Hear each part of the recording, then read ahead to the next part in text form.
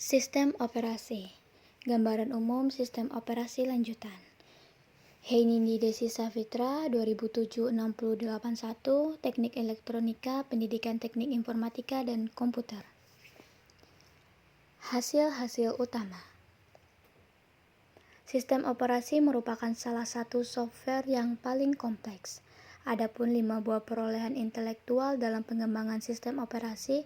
Yang pertama proses, kedua manajemen memori, ketiga proteksi informasi dan keamanan, keempat penjadwalan dan manajemen sumber daya, dan kelima struktur sistem. Selanjutnya kita akan membahas tentang proses. Adapun konsep proses sangat penting. Struktur sistem operasi istilah ini untuk pertama kali digunakan oleh para perancang multix. Banyak definisi yang telah diberikan untuk istilah proses, diantaranya teman-teman bisa membacanya sendiri. Pertama ada program yang sedang dieksekusi, ada jiwa yang dinamasikan, ada entity yang dapat diakses ke prosesor, dan ada suatu unit dari karakteristik oleh sekuensial. Stack langsung dan kumpulan set pada sumber-sumber sistem. 3 arah perkembangan sistem komputer telah menciptakan masalah dalam timer dan sinkronisasi yang kontribusi terhadap. Yang pertama, perkembangan pertama tentang konsep proses multiprogramming. Teman-teman bisa lihat sendiri pada penjelasannya sebagai yang telah tertera di PPT kami.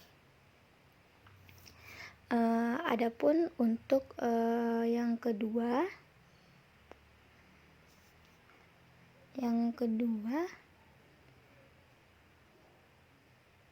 perkembangan ketiga adalah transaction processing system. Dari hal ini sejumlah pengguna melakukan query dan update. Perkembangan yang kedua adalah general purpose time sharing. Di sini tujuan rancangan yang utama adalah agar responsif terhadap kebutuhan pada pengguna dan saat ini, dengan alasan yang banyak. Selanjutnya, secara umum terdapat 4 sebab utama terjadinya error. Teman-teman bisa baca sendiri. Adapun kita dapat menganggap bahwa prosesor terdiri 3 komponen. Yang pertama program yang executable, yang kedua data terkait yang diperlukan dalam programmable, yang ketiga konteks eksekusi program. Yang kedua manajemen memori. Sistem operasi memiliki 5 tanggung jawab penting manajemen penyimpanan, yaitu ada isolasi proses, ada alokasi otomatis dan manajemen, ada dukungan pemrograman modular, ada proteksi dan kontrol akses, dan ada penyimpanan jangka lama. Untuk lebih pahamnya, teman-teman bisa membaca pengertian dari masing-masing 5 tanggung jawab penting manajemen penyimpanan. Apa-apa saja pengertian dari kelima faktor tersebut. Dan untuk selanjutnya yaitu proteksi informasi dan keamanan.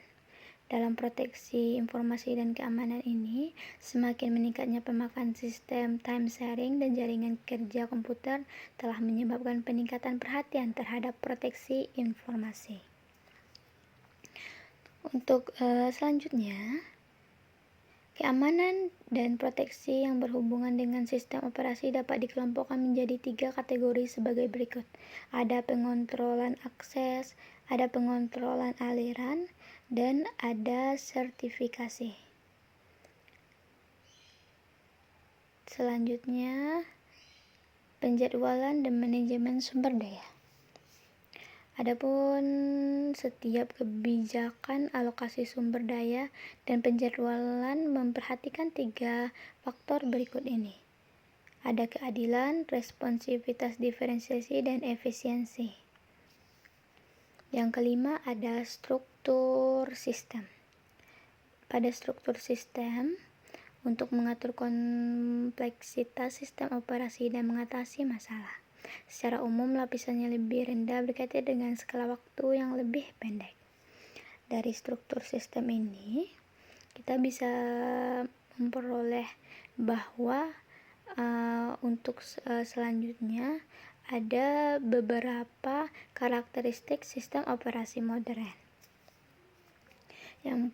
Namun pendekatan dan elemen rancangan itu pada dasarnya dapat menggolongkan menjadi ada multi-threading, ada multi-processing simetri, dan ada sistem operasi terdistribusi dan rancangan berorientasi objek. Pertama ada multi-threading. Ada teknik di mana suatu prosesor yang mengeksekusi apabila terjadi menjadi thread, dan ada arsitektur mikrokernel. Operasi yang disediakan di dalam kernel yang besar ini termasuk diantaranya penjadwalan, sistem file, dan sebagainya. Yang selanjutnya ada sistem multiprocessing atau SMP. Di mana terdapat sejumlah mikroprosesor. Mikroprosesor tersebut menggunakan memori utama dan fasilitator. Semua prosesor dapat melakukan fungsi yang sama, maka disebut simetris. Selanjutnya, SMP memiliki sejumlah kelebihan dibandingkan dengan arsitektur unprosesor. Teman-teman bisa lihat sendiri apa aja kelebihannya. Sampai di situ presentasi kami. Terima kasih. Assalamualaikum warahmatullahi wabarakatuh.